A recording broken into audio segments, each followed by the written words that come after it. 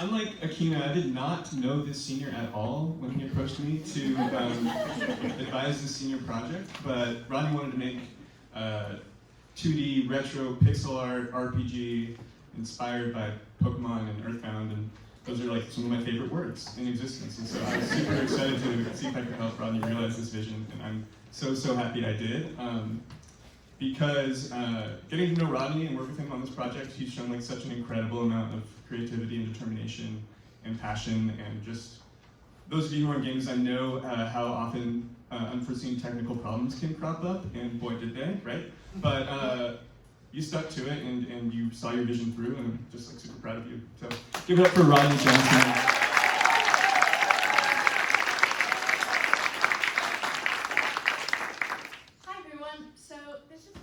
Project, and I chose to make a video game.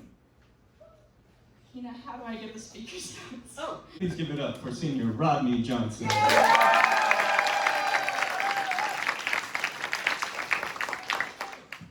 Okay, thank you for waiting. I'm sorry about that. But so we went past my title slide already, but here's the idea.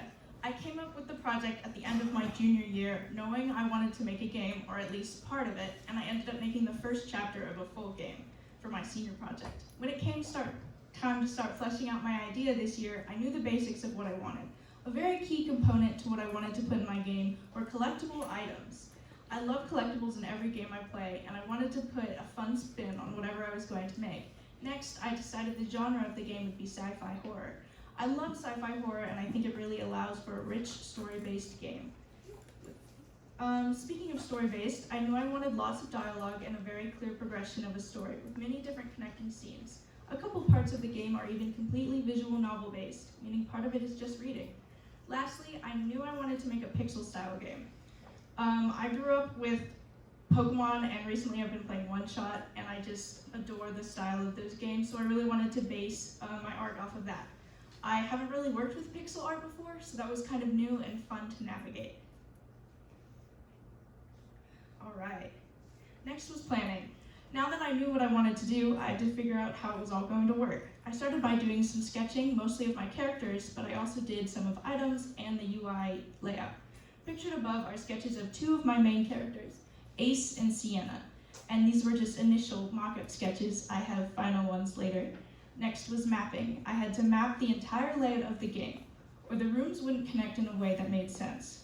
The majority of the game takes place in the laboratory with about 10 different rooms, so I had to figure out the logistics of that. You can see my initial map sketch there.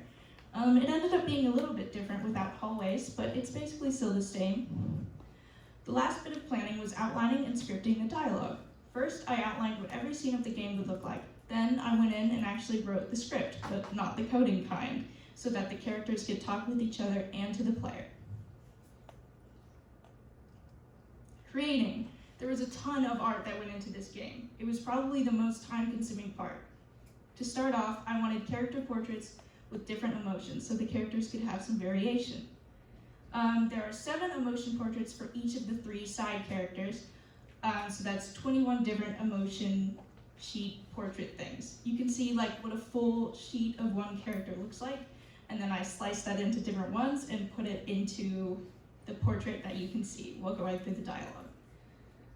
Another fun part was designing and drawing all of the collectible items. These were very simple 24 by 24 pixel sprites of different objects, such as a severed lizard tail and a battery. I made 17 in total, and all of them are able to be picked up and stored in the player's inventory. To fill out the rooms in the game, I drew some decor. This included plants, desks, trash cans, and other things to make the game look more finished. The rooms were really fun to make. I designed different tiles of floors and walls and put them into the game to make entire rooms. Making the animations for the characters' walk cycles was tricky. It involved looking at a lot of other games and taking inspiration from that. It was kind of like a puzzle since there were only so many pixels I could work with, and I ended up having to make 3 different 4-frame animations, which destroyed me.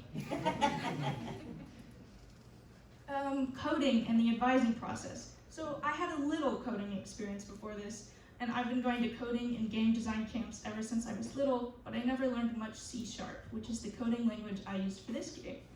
Initially, I started putting together my game in an engine called Game Maker Studio. But after months of frustration and very few online resources, my advisor suggested that I switch to Unity, a more well-known and fleshed out game engine. It was a bit of a step back having to transfer all my work and start over, but it was for the best in the end. Unity turned out to be a much easier fit for me and helped me work better with it.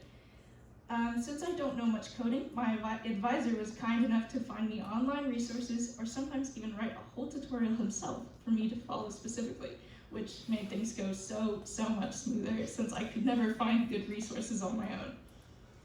And I was learning as I went. As I followed the tutorials and watched videos, I was starting to connect the dots of the C# language. I could start to fix errors in the code on my own and actually understand what some things meant. The advising process. So we had weekly 1-hour meetings, sometimes bi-weekly, in which we would discuss what my goals for the week were. We would type out meeting notes that I could follow in doing my tasks for the week, and then I would write and share a devlog, which is a developer's log, every week to document my progress.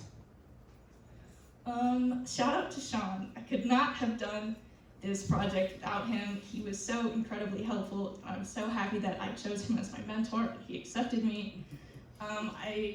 It just made the whole thing so much easier and also so much more fun.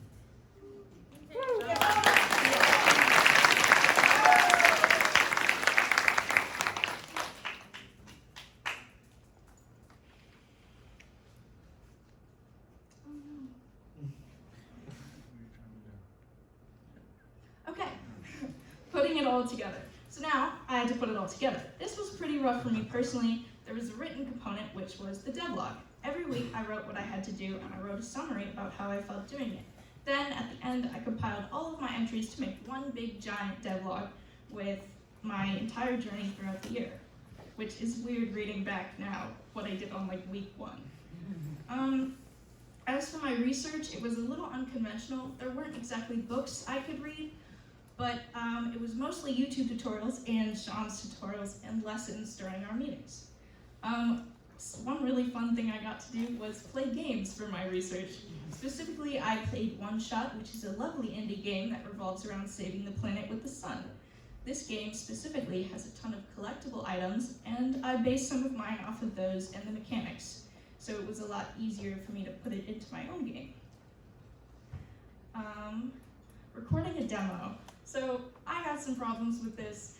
I wanted to record after everything was completely done, so like a few days ago. But I had some technical difficulties and my computer would not let me screen record, so unfortunately I had to record it by hand. I tried to keep the shakes down and the quality is a little bad, but I hope you still enjoy it. And then the presentation, which is what I'm doing now. This was fun to put together. It was interesting condensing it all into 10 minutes. But without further ado, here is a short demo video of my game, if it shows up.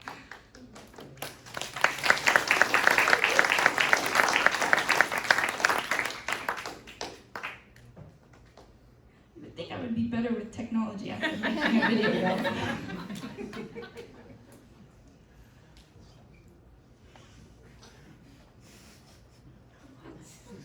I'm so sorry, I just brought up your text messages.